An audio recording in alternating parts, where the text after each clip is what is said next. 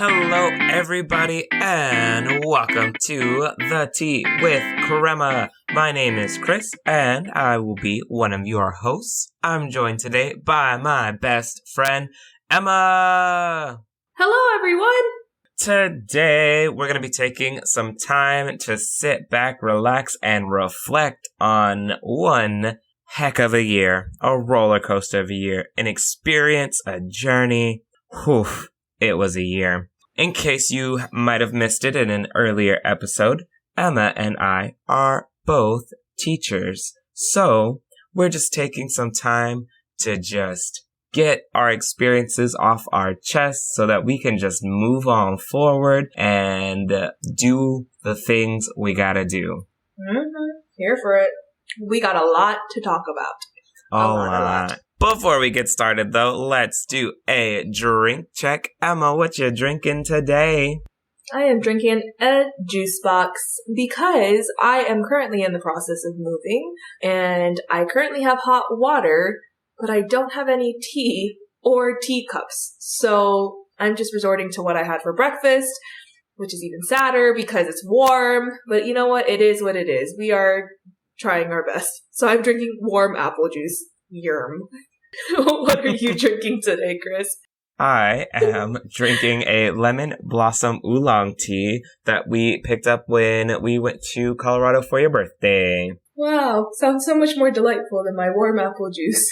Yeah, it has been so far. It's a really light tea and it's really fragrant. I've really enjoyed it. So yeah, definitely not the same as your lukewarm juice box. But yeah, I would definitely recommend the lemon blossom oolong tea from Kucha Tea in Colorado. I think it was Boulder when we went to that tea shop. Yes, we were in Boulder during that time. And Kris walked out with like 30 different teas. But that's okay, because we're the tea with crema, so you gotta drink tea and not juice or Coke or water like I normally do. It'd be like that. Well, let's go ahead and get started. Our first topic for today, starting out on a high note, what were some peaks that you experienced while teaching in a pandemic? Mind you, this pandemic did start 3/4 of the way through last school year. So back in March, we went for spring break and we did not come back to school. We were out the whole rest of the year. And where we teach, we did not come back to in-person learning until about October. Late September, early October, and even then, it was not required for all people. So there was a lot going on. So Emma, tell me, what was a peak that you experienced? And we'll start it off from like back in March when all of the things really started, a peak between March and June of this year. I mean, that was really rough. And I think it was mostly rough just because we didn't know what we were doing. But since we're talking about peaks, a peak for me from that latter half of the school year was honestly the rest. The rest that I got led to the productivity that I was doing during that time. I was so burnt out going into the latter half of that school year. I had just got back from France because I was on spring break and my mom and I almost got stranded. So that was fun. And so that was like a highlight. And then it was a low light because we had to be rushed back. So we had to cut our trip back really short. But I was so burnt out before that I had just like really needed spring break. And then going into like pandemic teaching, my body just finally got the rest it needed.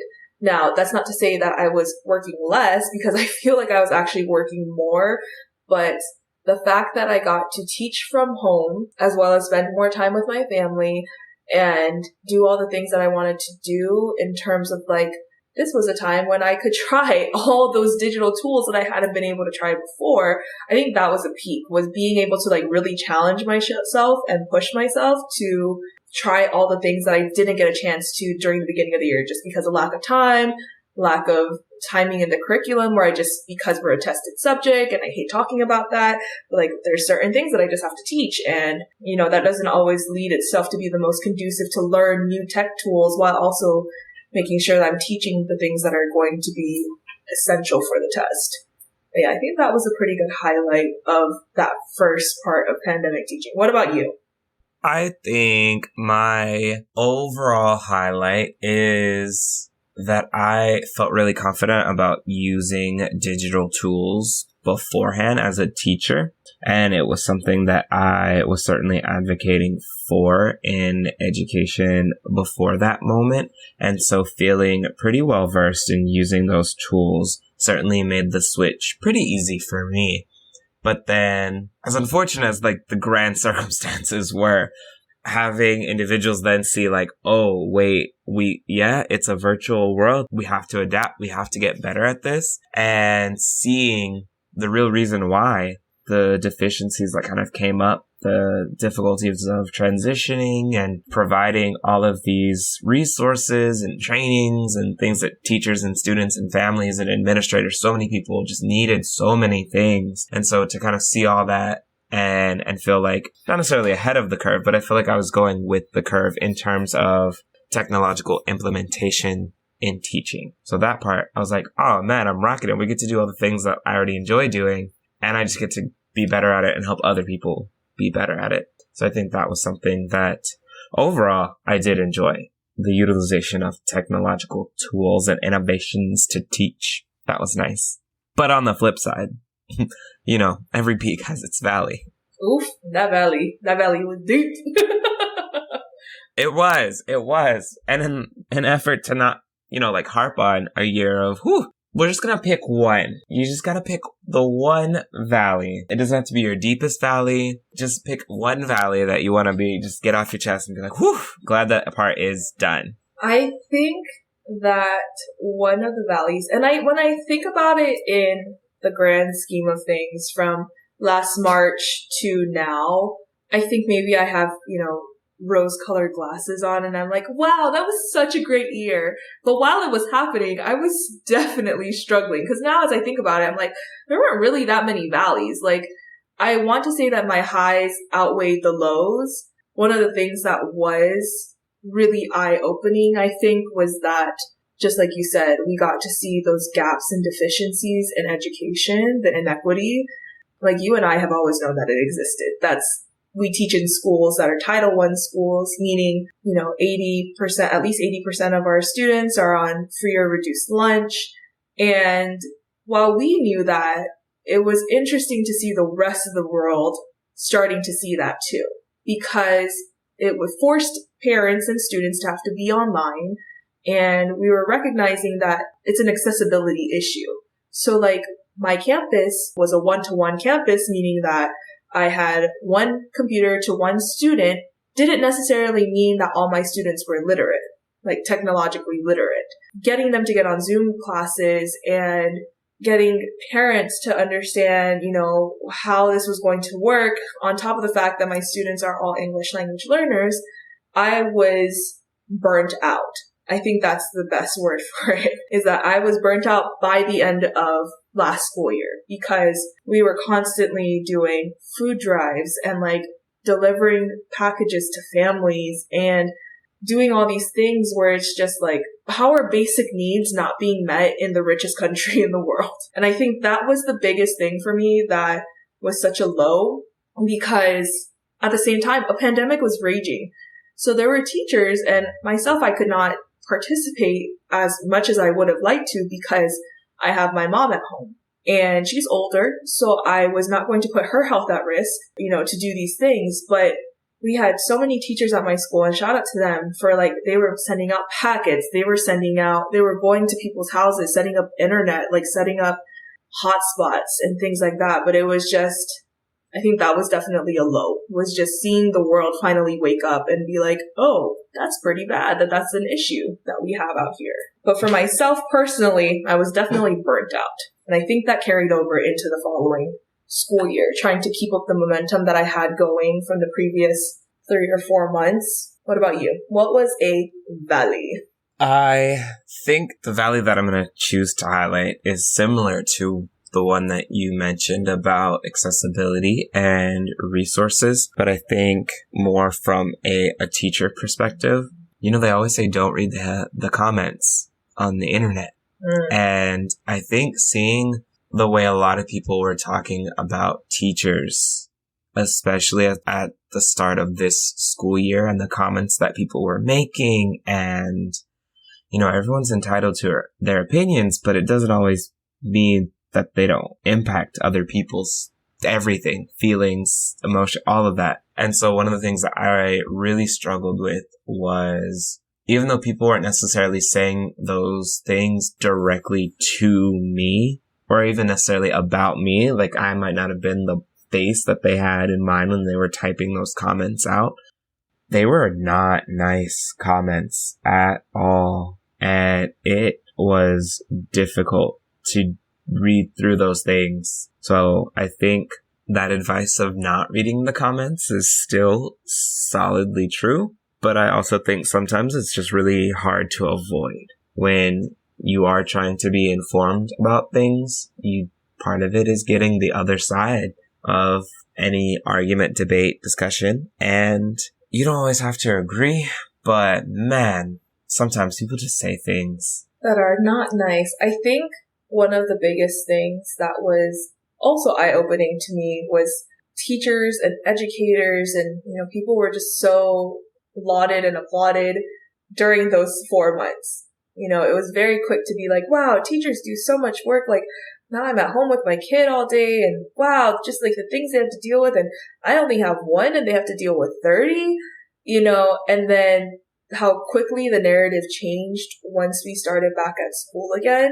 And because, I have family back in California and they actually did not return back to school until very, very late in the year. So we were starting back and California kept pushing it off, kept pushing it off, kept pushing it off. And to myself, I was thinking, wow, how lucky to be in a state that cares about the health of students and teachers and, wants to minimize the spread and all these things. And then seeing people who I know personally who are parents complaining, not even complaining, but being like, wow, teachers are so lazy, they don't want to go back to work. And it was like people that I know. And I was like, is that what you think of us? Like, and not even, I know it wasn't to me because I was already back in school in person and all this stuff.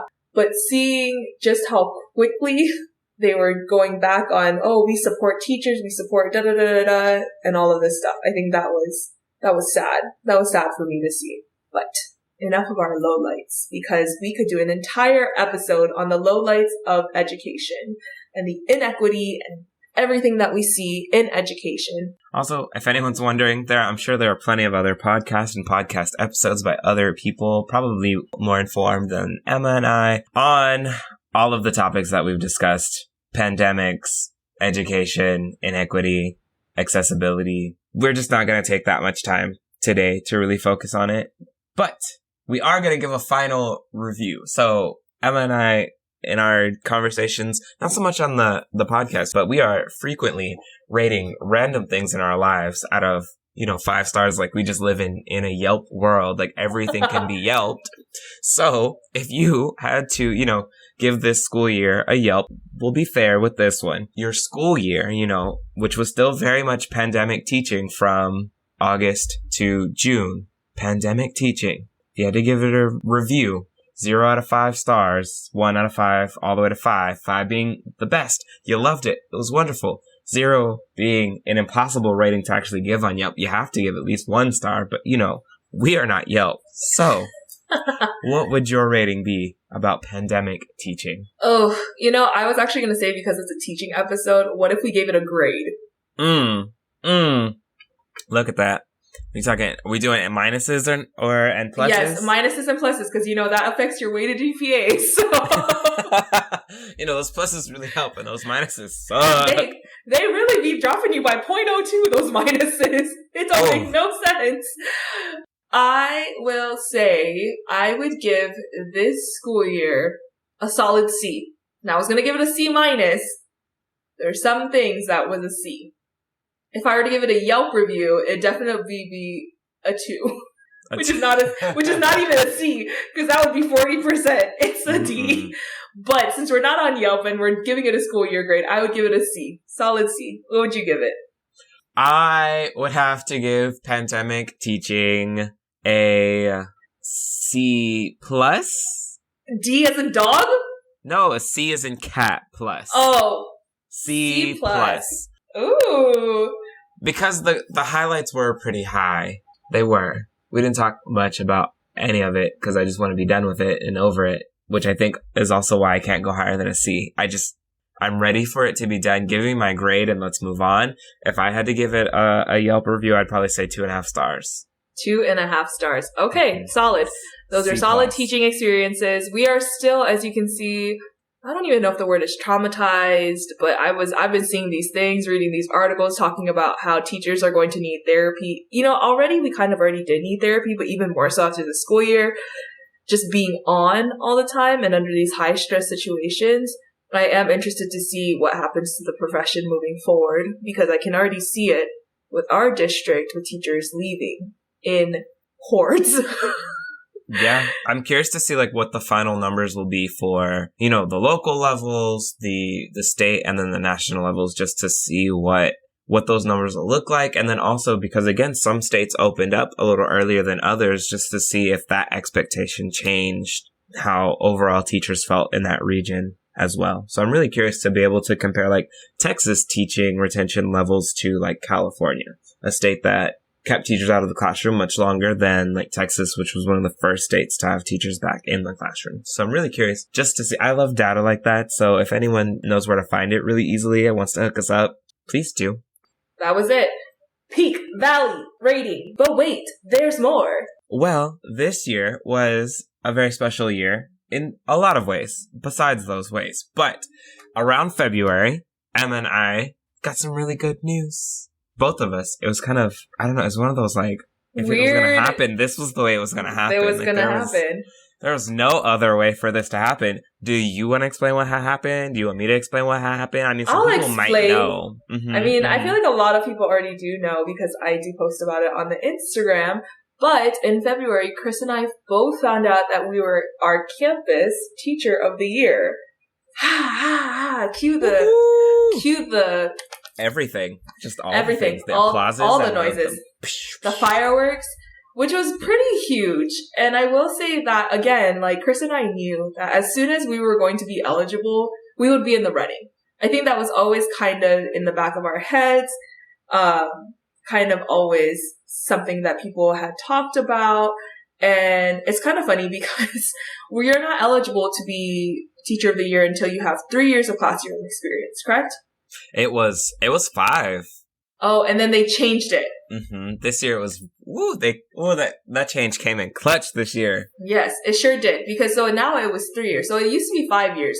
But fun fact, I was nominated since my second year of teaching. So my second, third, and fourth year, I was nominated. I was obviously disqualified the first 2 years because I didn't have 5 years of experience.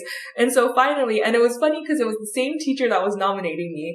And I was like, you need to stop putting my name in there. She's like, I just really think you should win. And I was like, okay, just because you think I should win, I just keep getting disqualified because I don't have years of experience. So finally, again, this year, and then I found out very nicely that it wasn't just her who nominated me, but it was several other teachers on campus who did as well. And so it went to the campus level, and then it gets a vote, and then that's how I found out that I won. So that was pretty exciting. But, after you go through Campus Teacher of the Year, then you get to apply for District Teacher of the Year. And so they pick the top 5 teachers that won both. And so we have a secondary level and an elementary level. I was applying for the secondary level. Christopher was applying for the elementary level. And the first 4 runners-up get $1,500, and then the first place winner gets $5,000. And then they get to also apply for State Teacher of the Year. So we both put in our applications, all this fun stuff, wrote all the essays, did all the things. I unfortunately did not get it, which is totally fine. There are some very well-qualified teachers I was running up against. And so the top 5 from secondary got picked, and the top 5 from elementary got picked. And Christopher was nominated. So now he can take over because I know what happened, but I think he should tell the rest of the story. Well, they have the top 5, and from there you have another set of interviews and questions and all sorts of things that you have to do from there. There's a panel they choose from the district, so this is no longer a vote. This is through a panel of individuals that select, and it was a fancy Zoom call later. I feel like it was towards the end of April beginning of May, and we did our fancy Zoom call, and they announced that I had won the Elementary District Teacher of the Year in my school district, which was wildly just like, it's just one of those things. I was like, oh, Campus Teacher of the Year, great, cool, awesome. I've been working for that.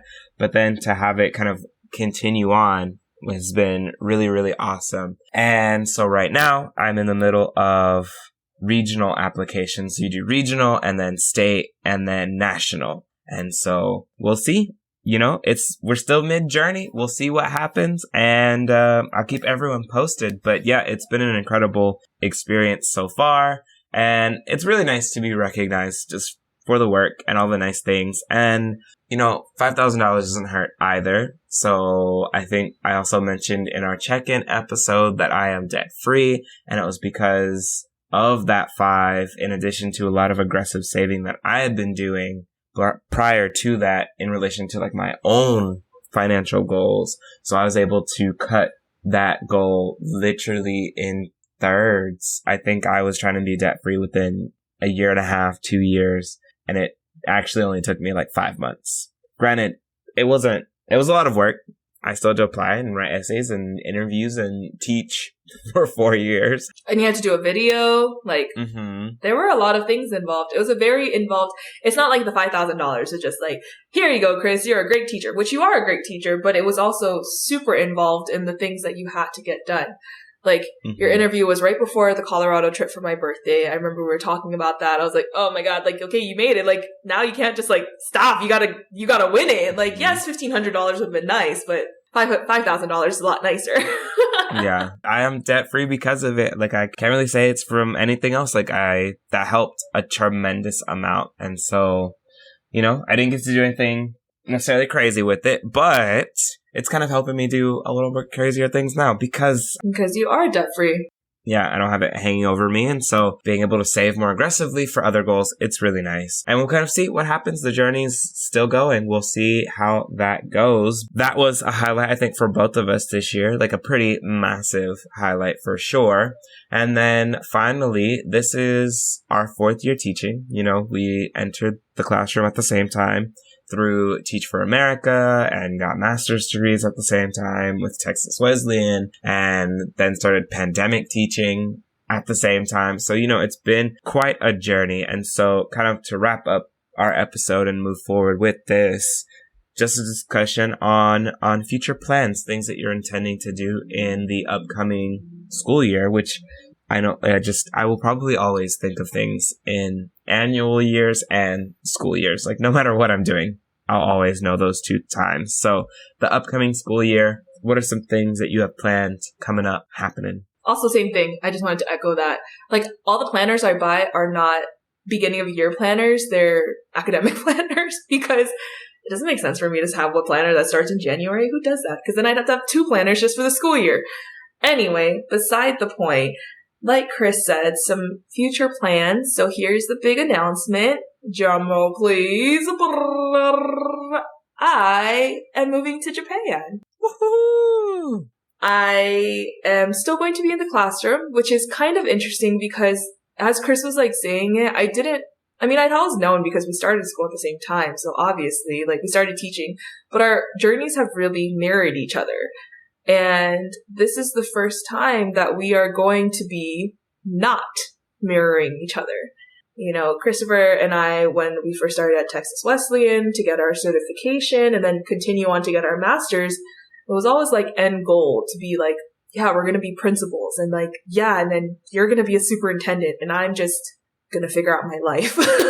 And that's never been my goal, to be a superintendent. So, you know, one day when Kris is a superintendent, you know, that'll be the day. But afterward, you know, I was thinking about law school and all these different things. The opportunity came up to teach in Japan for the next 2 years. So I decided to jump on it. You know, I ain't got no kids right now. I ain't got no husband. I thought, what better time than right now? And everything had fallen into place so perfectly. Just some background, like, I thought my school was going to shut down where I currently am. So I was already kind of in the market for a new job. There were talks that they were going to shut down the program and they were going to do this, do that. And I was like, I am not about that life. let me look for other opportunities. And this one just so happened to happen. Shout out to @Reads with Rosa. I was on her podcast and Rosa set me up and she was like, you should apply to work at my school. And I was like, okay, thinking it was a really long shot that I wasn't going to get it. I was like, I'm just going to apply. Like, Japan would be cool. I've heard, all these different things about teaching at international campuses. And I thought it would be super competitive to get in. So I was like, man, there's like no chance. Like, I've been teaching at the same school for this many years. Like, I teach a super special population. Like, I'm not going to even be competitive enough. And when they offered me the contract, I was like, oh God, I was like, okay, this is it. And I was planning on staying in the classroom for just one more year, but I was like, you know what? I can extend out for 2 more years for this opportunity of a lifetime, learn some new things.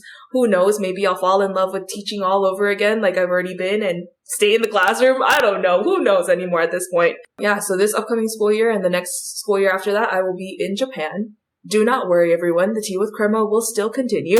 It'll just be on very opposite time zones. But yeah, so I'm super excited. And Kris has some pretty exciting news too.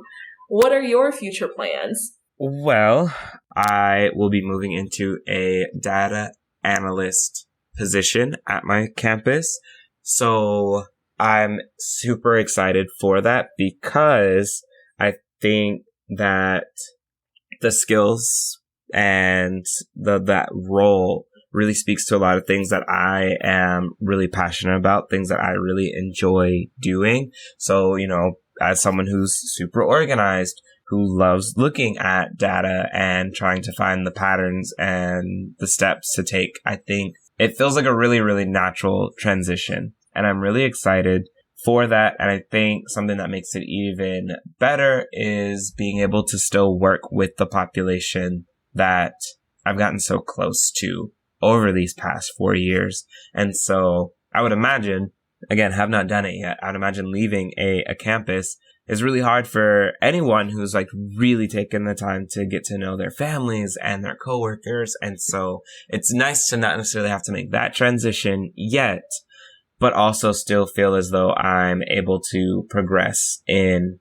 my role and in my professional abilities. And so I'm super excited to continue and take that step into my own education journey. So yes, my end goal at this time is still the same. I still plan on being a superintendent in the future. And one amazing thing that I have been able to learn recently is that that position has a million ways to get to it. And there isn't the one pathway that I used to think of, oh, you teach and then you're a coach and then you're assistant principal and then a principal and then you work downtown for a while and then boom, you're a superintendent. It's actually very, very flexible and I'm excited for this to be my next step. And while I'll be doing this, I'll just continue to learn about those different pathways and how to continue to merge my passions with my careers and boom, achieve that ultimate goal. So 4 years later, Emma and I are out of our original classrooms, but we have not left education. So still in education. So long farewell classroom. Current classroom. I was like, you still teaching. I'm still in a classroom. In a whole different country. In a whole different country. And if you have any questions, do I speak the language? No. We can wing it. It's fine. Maybe that'll be an episode. We try conversational Japanese. And I will just take my microphone out into the world and try to have basic conversations in Japanese. And these Japanese people are just going to look at me like I'm crazy. And you know what? It's fine. It's okay. That's how you learn, You have people look at you funny and you're like, okay, that did not work. Let me try a different way. Mm-hmm. So now it's time for our rapid fire questions. Ba, ba, ba, ba. I'm gonna give up. I'm not looking for that sound anymore. We're just gonna make it. I'm just gonna record myself so that I can stop saying it because I think it sounds different every time. But that's okay. Really take some classes to make sure you're making it's fully enunciated and be boom, and then you're the sound people are using for that sound. I am the sound. Yes. It'd be like that. So, do you have your question? My question's ready to go. My question's ready to go. Okay, I guess I'm going first. I don't know how that worked. I go first. My question for today is, if you could time travel, would you travel back in time to meet your ancestors, or would you travel to the future to meet your descendants? Well, considering I don't plan on having children at this point in my life, I'm still going to travel to the future. I just want to see what happens. I am really curious. Do you get to choose, like, how far in the future? Sure. Great. I think I would still travel, like, 1,000 years in the future. Just to see. That's crazy. People have some really, like, dark predictions. So I'm like, 1,000 years is like, let's see who was right. 1,000 years. It's going to be like, okay, also we're going to do an episode on the show, The 100. If anyone else watches it and would like to be on it, please let us know, because I love that show. Chris got me onto it. But 1,000 years from now, that's a long time, which is like crazy because your name, unless your genealogy, someone is keeping your genealogy now, like, you're going to be gone. Like, you're going to be a descendant by that point, like an ancestor. Like, you'll be a full-blown ancestor 1,000 years in the future. Mm-hmm. I think I would, when I first read the question, I was like, oh, back in time, for sure. Because there's a lot of questions that I have, just genealogically. And, like, the fact that I didn't really get to grow up with my dad's side of my dad's parents. Things like that. But I'm also just very interested in both sides of the family, like our journey over, like the immigration story and things like that, I think are super interesting. So I guess if I could go back, I'd go back as far as our entry point into the US from the Japanese side, because I know my dad's like immigration story. He was the first one here. I think that would be interesting. But now that you like brought up descendants, now I kind of want to go to the future. Could you imagine, like, you show up 1,000 years from now and it's just like, well, that was human history. It's done. Thanks for There's stopping nothing by. left. They have all transcended. Y'all tried really hard, but it wasn't it, so... It was not it. There was no one to save us. But you know what? It's the cycle of life, is it not? You never know. This could be like the Jonas Brothers song, where everyone lives underwater. The year 3000. Biggest Joe. I'm the biggest Joe Bro fan, honestly. And it's funny because someone did the mathematical analysis of them going to the year 3000, and they're like, and your great-great-great-granddaughter is doing fine. And they're like, your great-great-great-granddaughter, just like speaking age-wise, literally, they were like, would probably be only 200 years later. They were like, so in the year 3000, unless your great-great-great-granddaughter all of a sudden is living 900 years. And then they were like, this song had gone multi-platinum. Everybody bought our 7th album. They're like, so you only put out 7 albums in 1,000 years? Like, they were just like, they had all of this math logic that just got flushed down the toilet. And I was like, leave the Jonas Brothers alone. Let them live. They were trying. They were singing a song, okay? Y'all overthought this. They couldn't have said, and your great-great-great-great-great-great-great-great-great-great-granddaughter. That wouldn't have sounded cool. No one wants to listen to 30 seconds of great. Like, man, this is weird. Also, she probably wouldn't even look like you anymore. There's so many descendants. You are no longer, you are just like a line. Like, that is all. So that's when people are like, I can go back all the way back to like BC. And I'm like, wow, that's crazy. Must be nice. Must be nice. I can go back like 3 generations max. Maybe 4. Okay, so what is your rapid fire question today? So my rapid fire question comes from the World Wide Web. It's a question that a lot of people were talking about on Twitter recently, and it is $250,000 a life-changing sum of money? Is that a real question? Yes, it is. That's the question. People have been very aggressively like, no, it's not. Okay, yes, $250,000, I think. Life-changing to somebody who makes like $100,000 or who makes that much money in a year. Obviously, no, that's like another salary. But for people who are working class people, and even you and I are not in the working class, like very much so. Middle. We are definitely middle class people. Like, for a middle class person such as myself, $250,000, the things I could do with that in Texas is mind blowing.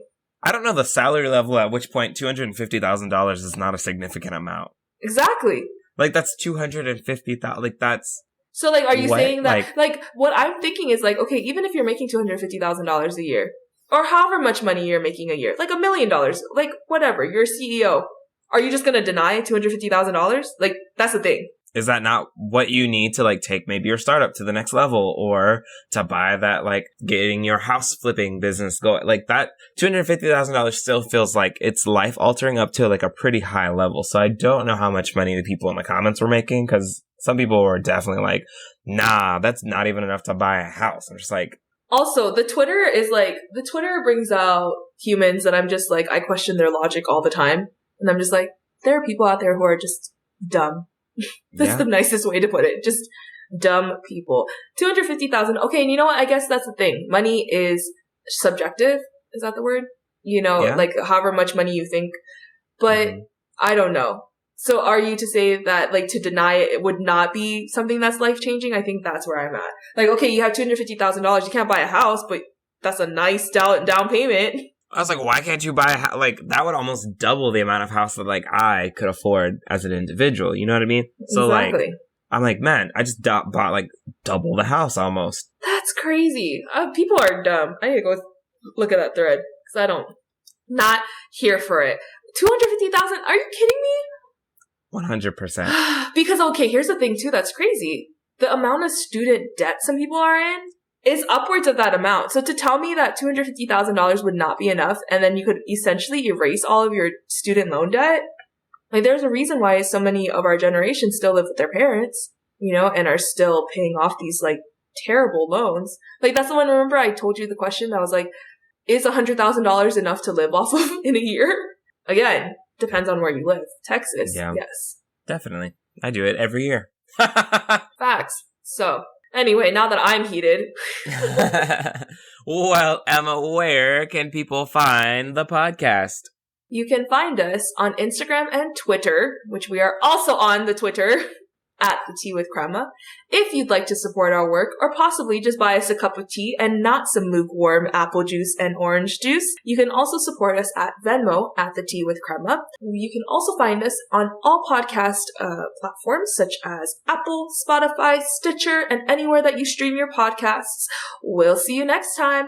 Bye!